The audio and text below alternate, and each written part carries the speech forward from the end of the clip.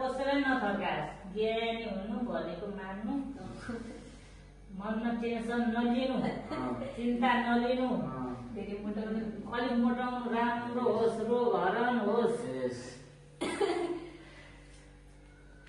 रुबिना पनि ज्यान लागोस्, मोटाओस्। ज्ञानी हुनु भनेको मान्नु है, मनमा टेन्सन नलिनु, आफ्नै घर भनेर सम्हालेर बस्नु।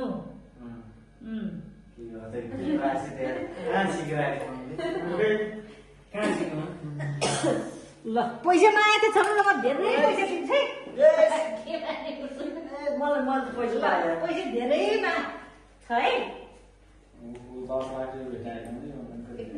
त्यो त देख्दै लिनु होला।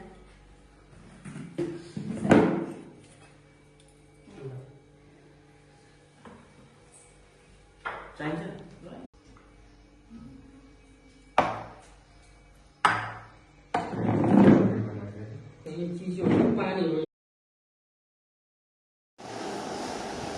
अझै भर्खरको पजलाको ज्ञानी हुनु है, मम्मीले भने मान्नु, आँटेको काम सबै सहर गर्नु, राम्रो नमिलाएर पढाउनु, पढाइमा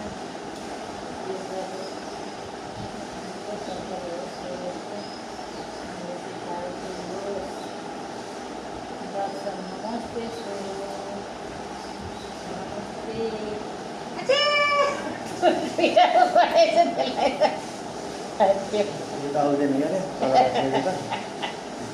दुईटामा गएछ एउटा। मैजारी मुजेर बजाएर गरिन्थ्यो अरे यहाँ चलन रहन्छ होइन।